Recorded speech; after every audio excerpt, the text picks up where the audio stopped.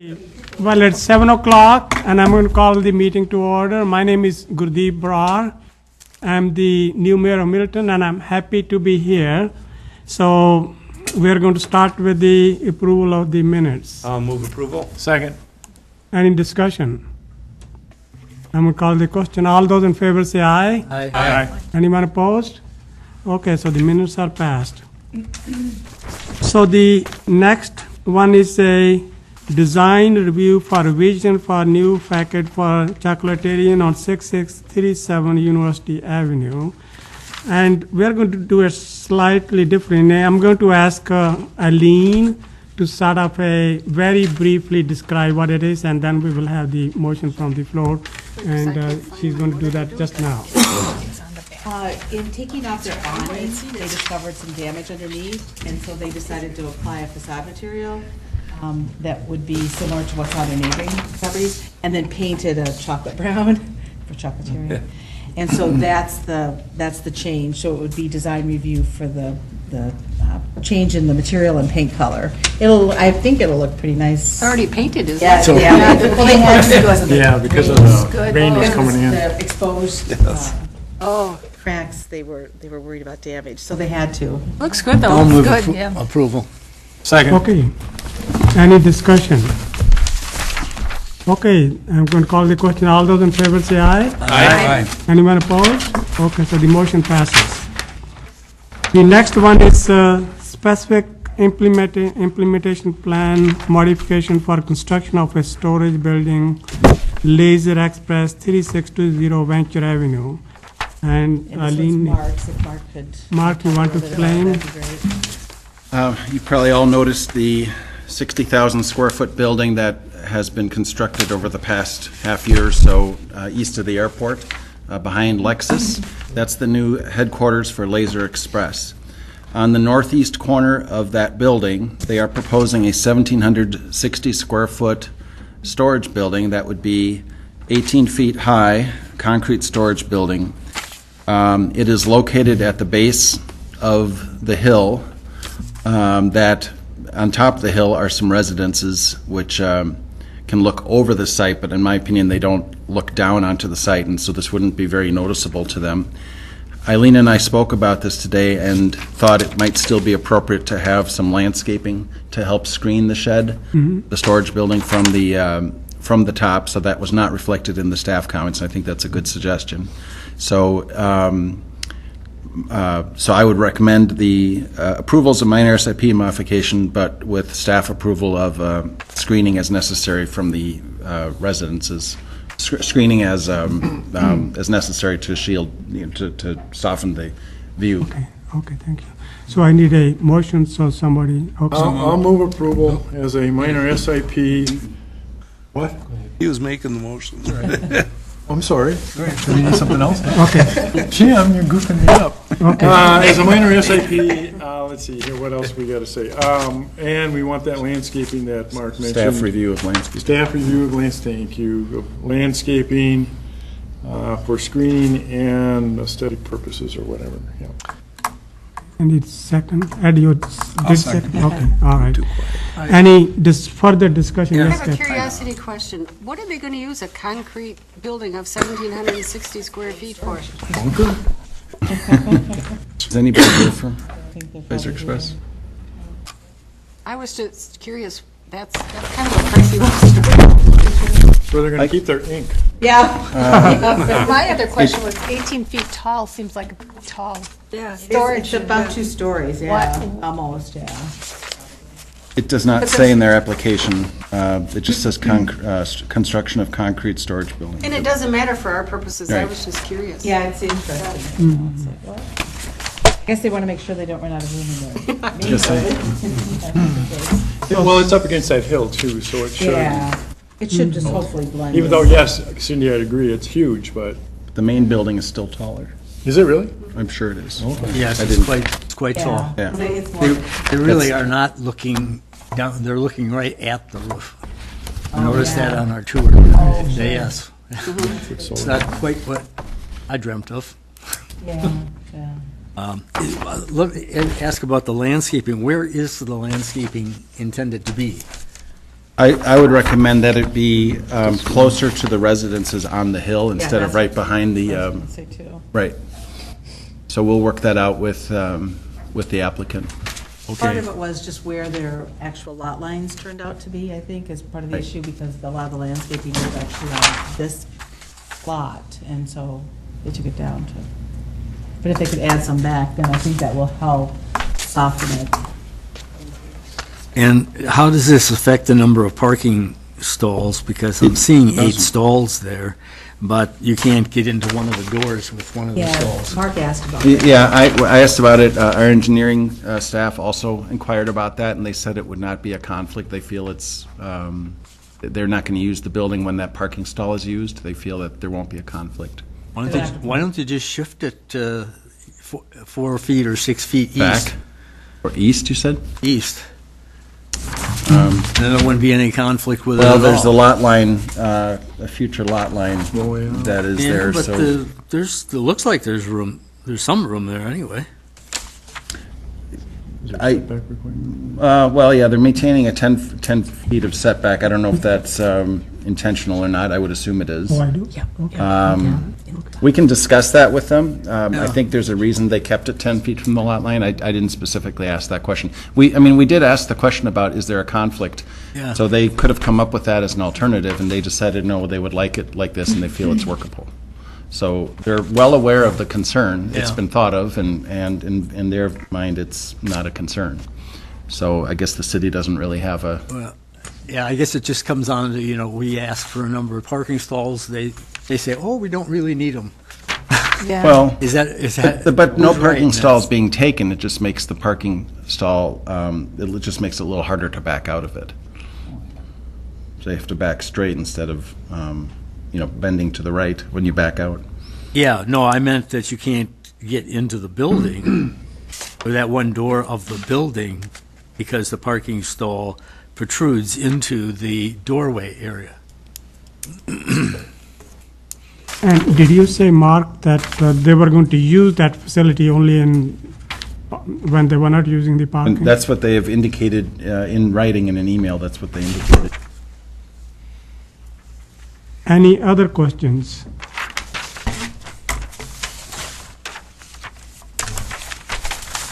Any other questions? Okay, then I'm going to call the question. All those in favor say aye. Aye. Anyone opposed? Okay, so the motion passes. So the next one is a sign review. There are 2 of those, and the first one is sign review, Frank Beverage Group. Sorry.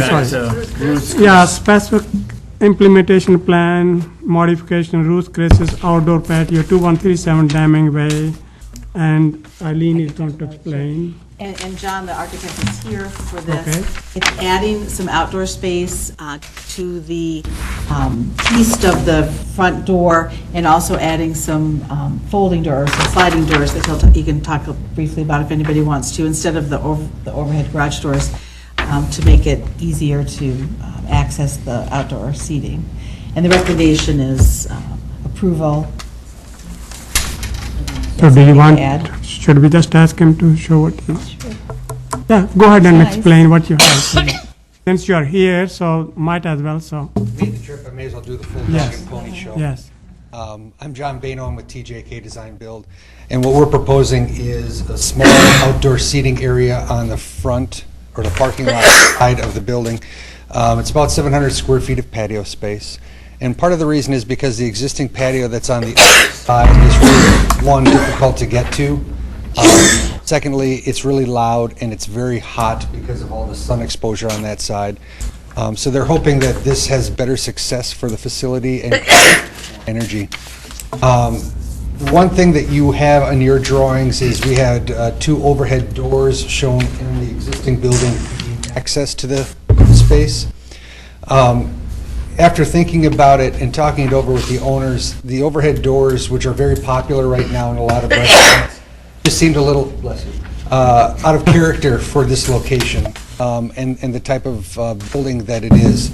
What we've gone to is something else that you may have seen in a lot of other restaurants, and that's just this wall of glass, this door that sort of stacks in upon itself. So it's the same concept, it's just a slightly different approach. Answer any questions if you have them. Questions for John? Will you remind me, please, where the existing, can you just show me on your eye? I meant to go by and look at it, and I just forgot. It's on the south side. Okay, that's what I thought, yeah. Yeah, okay, thank you. I'll move approval. Okay. Second. Okay, second. Further discussion? Okay, if there's no more discussion, I call the question. All those in favor say aye. Aye. Anyone opposed? Okay, so motion passes. Thank you, John. So the next one is now sign design review by Frank Beverage Group, 2115 Pleasant View Road. And Mark is going to explain that one, so. This is in our industrial park, our business park. The applicant wishes to have a 24 square foot ground sign that doesn't include the base, which is the way we normally measure it. We usually measure it without the base. It would be placed between the two driveway entrances. And I think it's an attractive design, so I recommend approval of the design. Contingent on staff approval of a landscaping plan and the applicant ensuring that no portion of the sign will extend into the street right away. That was, All right, so we need a motion. I'll move approval. Second? Okay, and discussion now? Any They're going to questions? include the landscaping, Jim? Yeah, well, it says Approval. contingent on staff. Okay. So you want to show it while you're here then? I'm sorry, I don't have a large version. that's all right. This just in particular shows the south part of the lot that was part of our most recent project.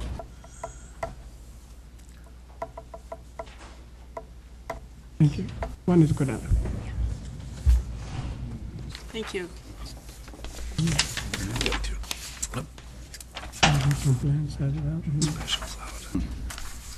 Where's the, not finding the sign on Yeah, there. it's a little difficult, but the sign's actually right here. No, it should have This been shows clear. that it would be mulched around. Okay. We usually like to see a few, some decorative plantings right around the base of it. Yeah. So- Oh, yeah, that concept there. I just want, Just trying to keep it easy from a maintenance standpoint was our biggest reason for just putting that mulch ring around there. But you could plant inside. Well, we certainly could, yes. yeah, that's fine. That's what I had in mind.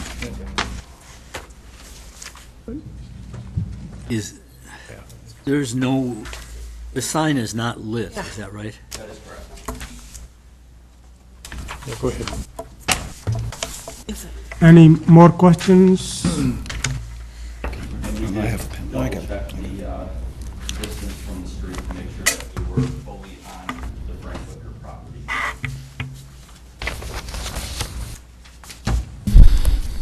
Any more questions, Kathy, Cindy?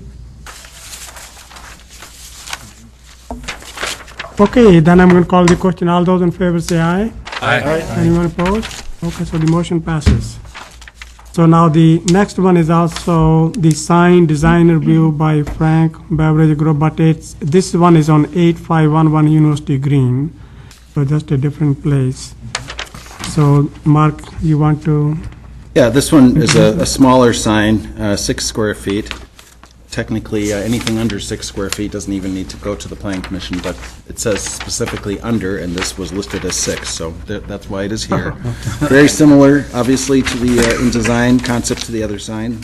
So same recommendation with the contingencies for landscaping and keeping out of the right-of-way. I'll move approval of this one, too. Okay. Second. Wonderful. Any further discussion, or do you want to say anything, sir? Okay. Okay. Gretchen, do you have anything to say? Okay. Okay, so any further discussion from the, okay. All right, I'm going to call the question. All those in favor say aye. Aye. Anyone opposed? Okay, so you guys are free, so wonderful. Great job. Thank you. So the next one is the specific implementation plan modification for comprehensive sign plan for Knothy and Bruce Building 7601 University Avenue. So, Eileen, you will explain. This is, That's me. yeah, well, Mark, sorry. Mark, okay. He's the sign. Okay, all right. Just, Gertie, for future reference, our initials are after the, Okay, just so you know. PC. And Kathy may not have known that either. Okay, Our sign code gives some flexibility when there's a multi-tenant building to establish a comprehensive sign plan for the building. Especially when we have, the old style of development that we're all used to, where you have strip commercial development where there's only the street frontage and the sign on the front. We are kind of, over the years, have gotten away from that style of development for multi-tenant properties. So now we have buildings with four-sided architecture, oftentimes on a corner, multiple street frontages. And so our sign code has a provision to approve a comprehensive sign plan for a multi-tenant building, which then also enables, once it's approved, then it enables staff to administratively approve signs that conform with, whenever there's a change in tenants and they have a new sign, as long as it conforms with the comprehensive sign plan, then I can approve that permit administratively.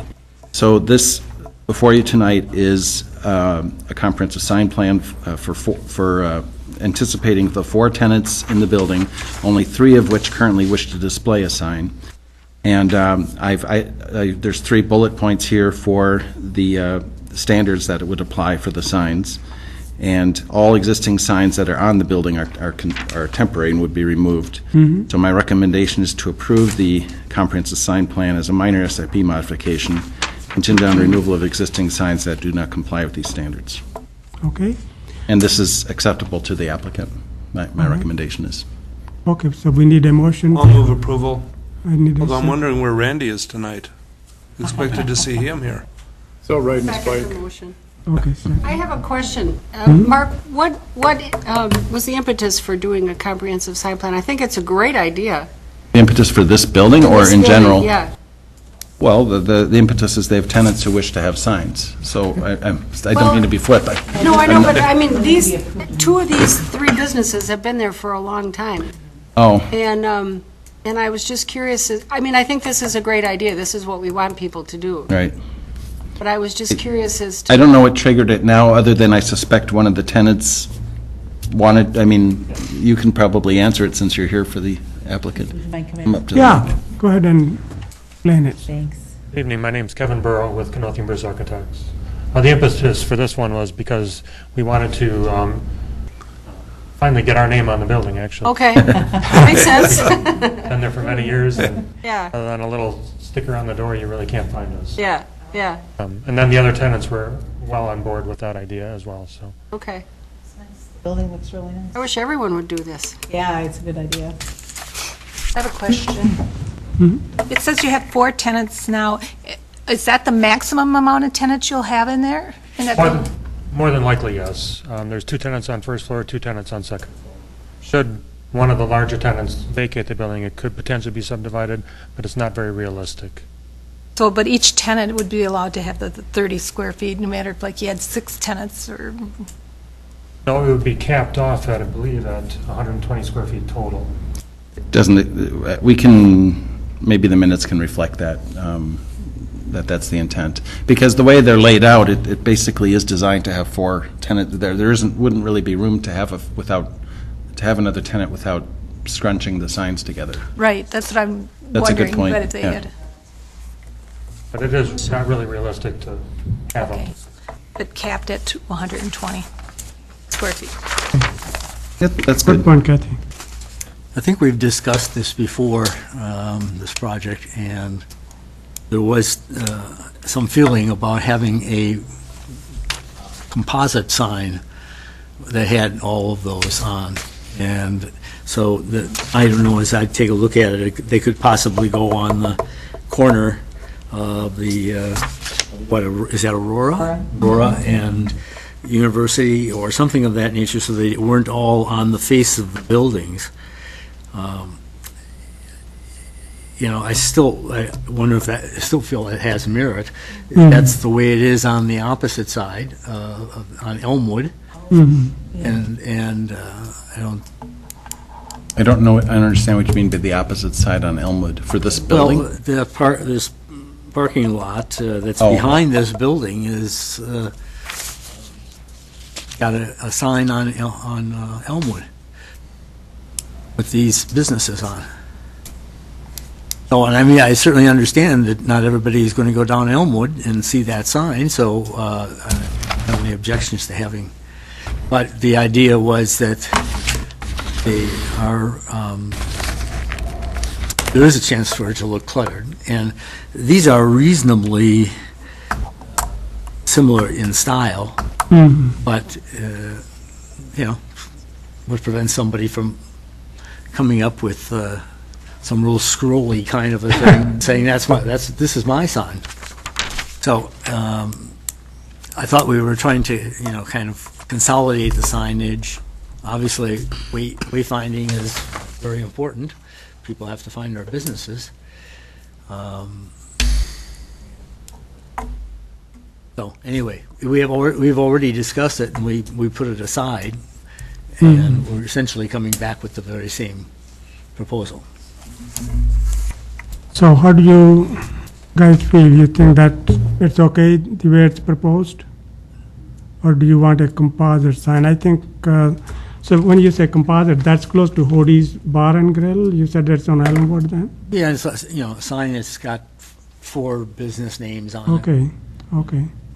You do have the comment in there, Mark, that all existing signs are going to be removed. Does that include the one he's talking about? Well, I was specifically thinking fronting University and, well, University in particular.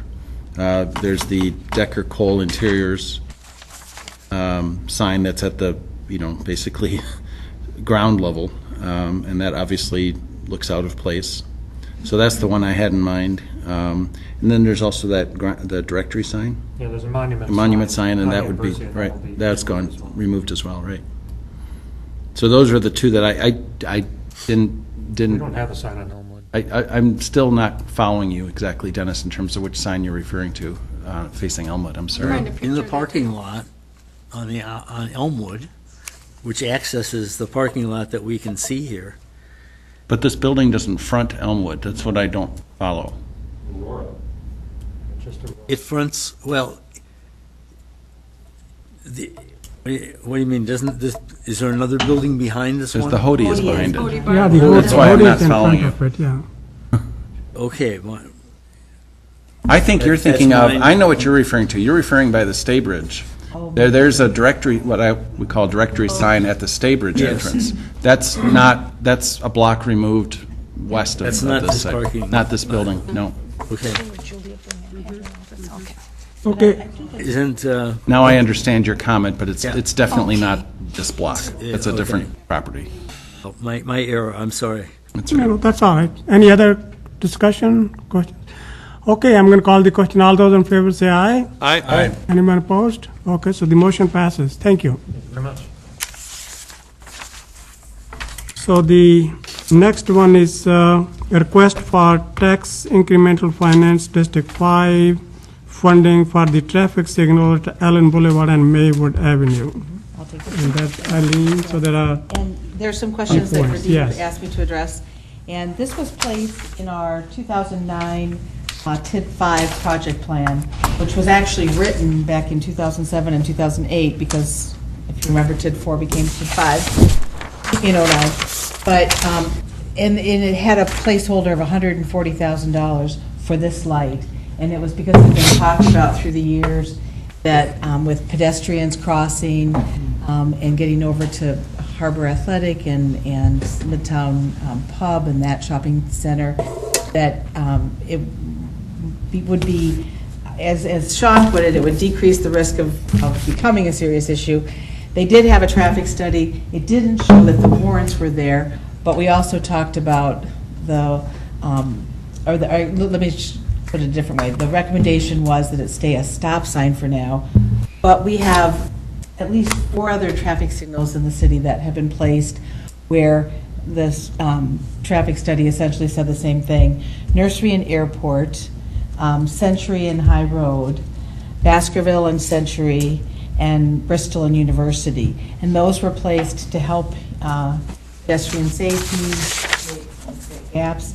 And the reason it was only $140,000, I think, in the TID plan was partly because, you know, when you're estimating costs for projects, you want to just make sure you're somewhere in the ballpark.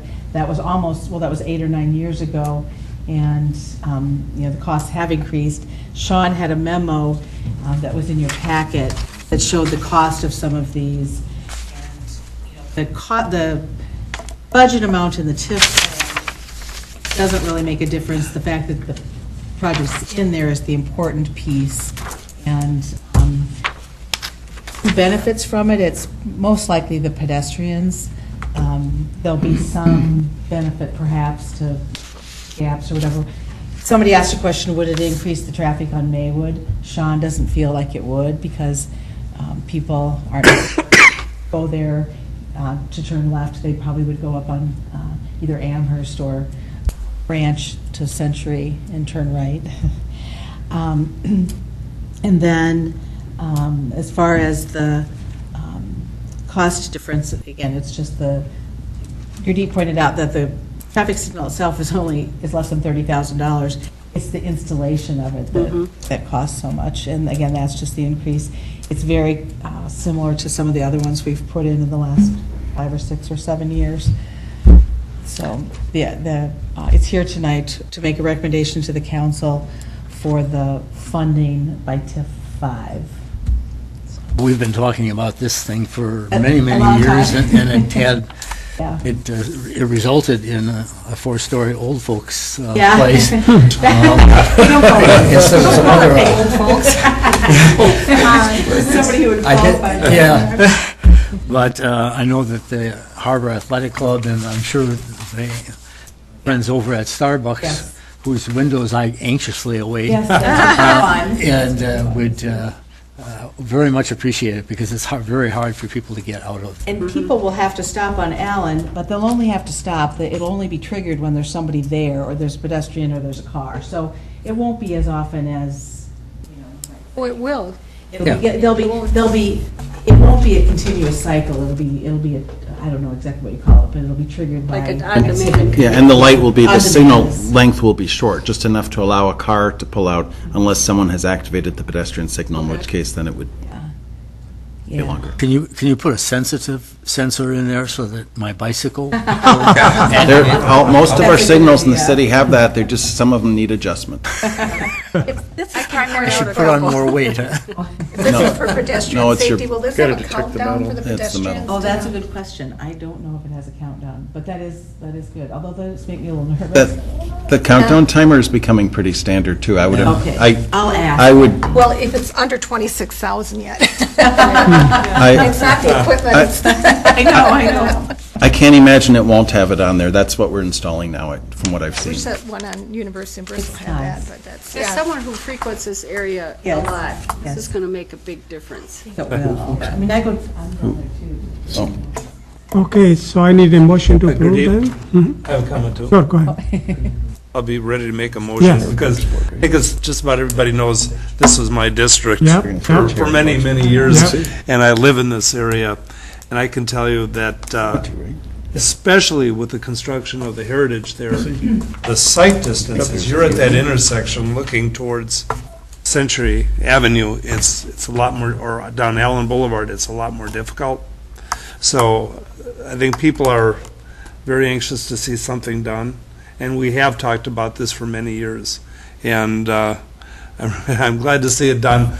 After I got out of office, of course, but we laid the groundwork. Well, you're still here, so. Yes, so I'll make the motion. I'll second. To recommend approval to the council.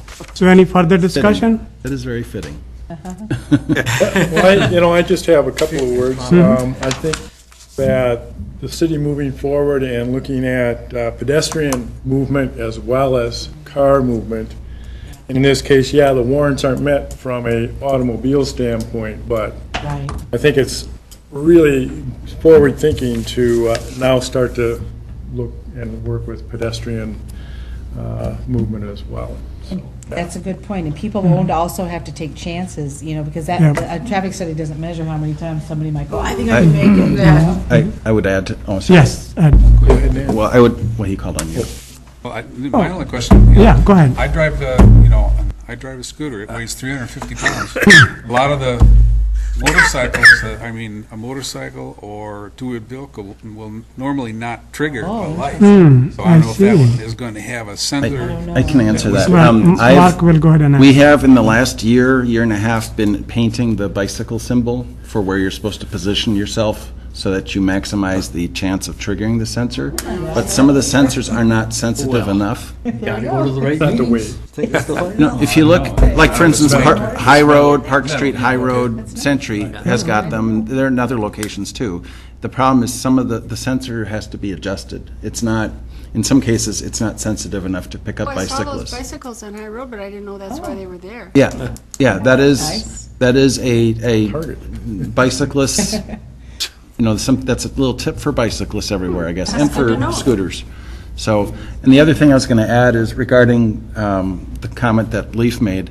I too have been frustrated for years that when we do warrant analysis for signals, that I feel that pedestrian and bicycle activity doesn't get factored in adequately, even though there is a warrant that does count that. But what I would be interested in someday is looking at, even if the warrants aren't met ahead of time, let's do a study a year or two later, like for instance the intersection of Bristol and University, and look how that's induced traffic to that intersection, and I bet that some of the warrants are met now. And so, patterns change, and people will go the way they think they have the best chance to get out across a road, or, they feel it's safer. Whether there's a no left turn sign there or not. Right.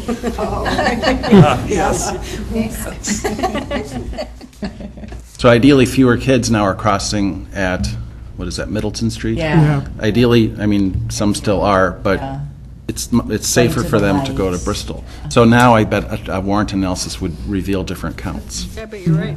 And actually, Sean did say at least one of these probably does meet it now, the ones that's been installed prior, so they have looked at some of that. So we will set up proactive, which is a good thing, so. Any further questions or discussion? I'd just like to, if you would record this, that this would be a perfect subject for Mr. Zenz to put in the Middleton Review to tell us what those symbols are. Yeah, that's a good idea. Because he's an avid biker, and Where is he when you need him? bet that he doesn't know either. Get the word around. You'll see. Might even make it a front page story. Any more questions or discussion? All those in favor say aye. Aye. Anyone opposed? Okay, so the motion passes. So the next one is 5-year street improvement plan for our roads. Sorry. And I distributed the Public Works minutes from last night where they discussed it, and they made a couple changes or recommendations. Amend it to change the Park Street Gammon Road program here from 2022 to 2020, so put it 2 years sooner. And then they also moved to change the North Avenue and Bristol Street program year from 2021 to 2019, and to change the Mayflower Drive north of University Avenue program year from 2019 to 2021. So they kind of switched those two. Yeah. And that passed too. And so the recommendation of the Plan Commission would be to the council, who would see it then, likely next week.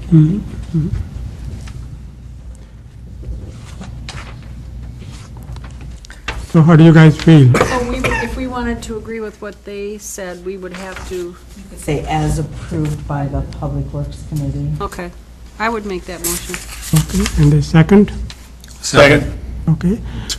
Now, wonderful. Well, we can have two seconds. Third. It was a tie. So I just want to say a couple of things, that since the better roads is my goal number one, so I have started to work with various groups, including some at the university, and to come up with a plan which will be, which will sort of outline more details that what we could change to get a better value for our money, but I'm not there yet. And I did talk to Sean and the others as well. So if we prove this, it really doesn't mean that we couldn't come back and change later. So, and also, I just started with that one, and it takes time before you can really come up with something which is meaningful, and, you need to get all the discussion and the buy-in. So it probably will take some time, but I'm working on that part. Meanwhile, I think it's okay. Well, I'm in favor of this, so. Yeah. Any more discussion? Any more questions? Okay, I'm going to call the question. All those in favor say aye. Aye. Anyone opposed? Okay, so the next one is Stan Engineering contract for parking lot adjacent to Market West Apartments on Market Street.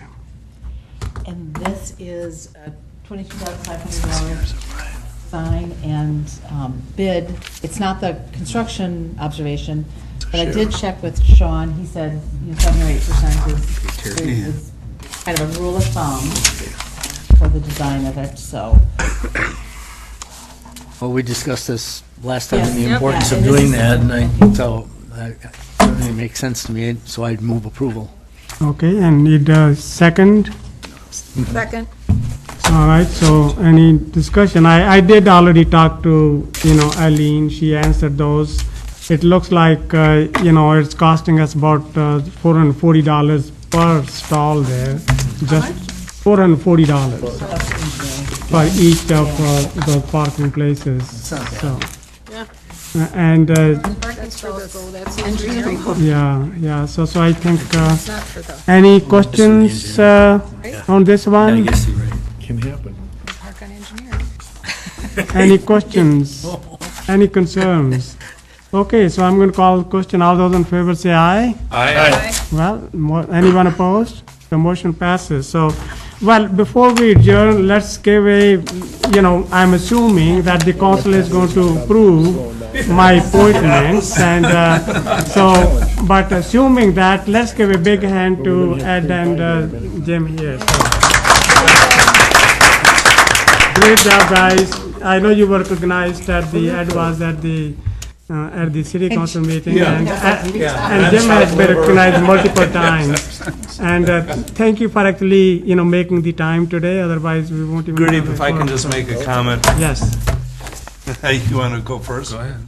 Okay, just obviously being on this committee for, I think it's 23 or 24 years. Wow. Is a lot of time. But I have to say that we, as a city, have been so fortunate, have extremely good, competent staff. And they make it so much easier as members of the council, as members of commissions and committees, to operate because of their professionalism and their mostly objective analysis of things that are going. Yeah. Okay, 99%. It was really a pleasure to work with staff through these years, and fortunately, we have staff who've been here longer than I've served on the city council, which makes a big difference. Yeah. Well, I think Eileen and I met just around when I was elected to the council. So I just have to say that made a big difference, and we are really fortunate in Middleton to have the staff we do. He's always wonderful guy. Thank you, Jim. Well, need a motion to adjourn? So moved. All right, so we are adjourned. Oh, and I have some. Ed, did you have